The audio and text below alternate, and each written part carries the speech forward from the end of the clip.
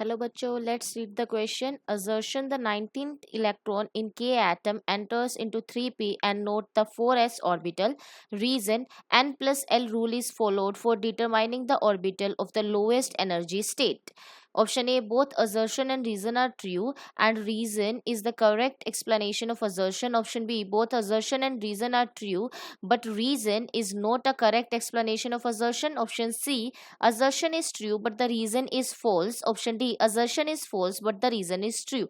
So हमें यहाँ पे assertion and reason दिया हुआ है और हमें बताना है कि assertion और reason में से कौन सा true या false है और क्या reason assertion का correct explanation है या नहीं. यहाँ पर जो हम की कॉन्सेप्ट यूज करेंगे वो होगा ऑफ बाउ प्रिंसिपल.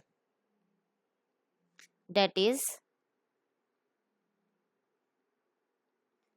इस प्रिंसिपल के अकॉर्डिंग अगर हम बात करें, कहता है कि जो इलेक्ट्रॉन्स हैं, दैट इज जब हम इलेक्ट्रॉनिक कॉन्फ़िगरेशन लिखते हैं और इलेक्ट्रॉन्स की फिलिंग शो करते हैं तो electrons will fill in lowest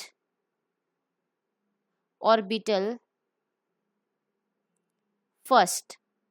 That means अगर हम इलेक्ट्रॉन की फिलिंग कर रहे हैं तो पहले लोअर ऑर्बिटल फिल होंगे अगर वो अनऑक्यूपाइड हैं तो यहाँ पर अगर हम बात करें सबसे पहले तो यहाँ पर हम पोटेशियम की इलेक्ट्रॉनिक कॉन्फ़िगरेशन पहले लिख लेते हैं. सो पोटेशियम की अगर इलेक्ट्रॉनिक कॉन्फ़िगरेशन की हम बात करें तो सबसे पहले इसका जो एटॉमिक नंबर है वो है 19 और अगर इसकी इलेक्ट्रॉनिक कॉन्फ़िगरेशन हम लिखते हैं तो वो होगी 1s2 2s2 2p6 3s2 3p6 and 4s1.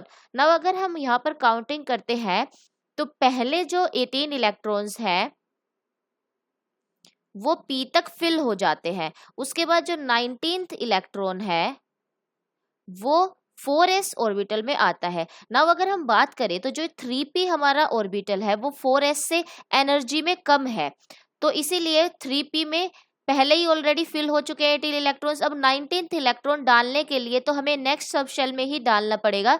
वो 3p में नहीं जा सकता क्योंकि जो p ऑर्बिटल है that is p it can accommodate maximum of 6 electrons. अब वो ऑलरेडी फिल्ड है तो 19th इलेक्ट्रॉन नेक्स्ट सबशेल में ही जाएगा. सो यहाँ से हम देख सकते हैं कि the 19th electron in K atom enters into 3p and not 4s orbital. So this is incorrect.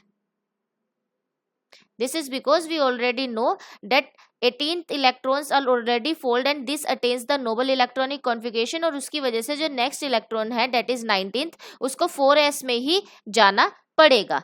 Now अगर हम बात करें n plus L rule की, so this rule states that it is used for determining the orbital of the lowest energy state. That means यहाँ पर हम इसे use करते हैं, it is used to fill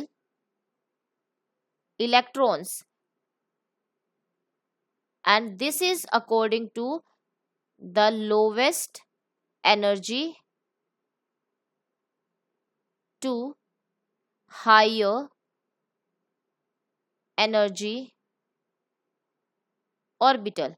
that is पहले हम lowest energy orbitals को फिल करेंगे फिर हम हायर पे जाएंगे. हेयर जो हमारा n है ये प्रिंसिपल क्वांटम नंबर को डिनोट करता है और l एजिमुथल क्वांटम नंबर को डिनोट करता है. फॉर एग्जांपल हम ले लेते हैं 3p एंड 4s का केस. सो इन दोनों के केस में अगर हम बात करें तो जो प्रिंसिपल क्वांटम नंबर है दैट इज 3 उसकी वैल्यू होगी 3 प्लस p के लिए यहाँ पर हम करते हैं SPDF. अगर हम L एजिमुथल क्वांटम नंबर की बात करें तो ये हमारे पास होते हैं 0 1 2 and 3. So if we talk about P, so P के केस में ये हमारे पास हो जाएगा 1 और ये इक्वल टू आएगा 4 के. Now if we talk about 4s, so यहाँ पर हमारे पास क्या केस होगा कि ये होगा 4 प्लस 0 तो ये भी हमारे पास इक्वल आ जाता है 4 के. बट अगर दोनों वैल्यूज इक्वल आ जाती है तो हम यहाँ पर क्या करते हैं कि जो लोवेस्ट प्रिंसिपल क्वांटम नंबर है डेट इज 3 उसको हम मान लेते हैं लोअर एनर्जी ऑर्बिटल का.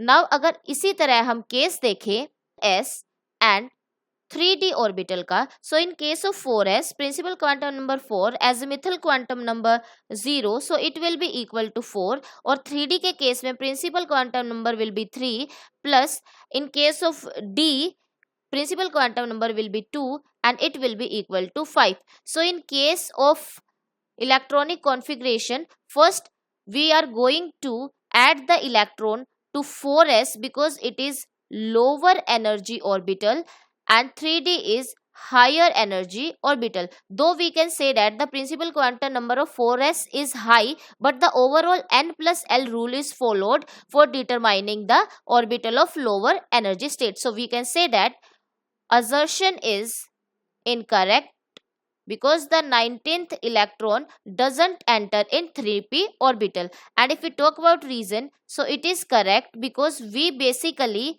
see the n plus l rule for determining the orbital of the lowest energy state. So from here we can say that the assertion is incorrect but the reason is correct, but we cannot say that the reason is the correct explanation of assertion. So we can say option D is correct, that is assertion is false but the reason is a true statement. I hope you understood the solution. All the best.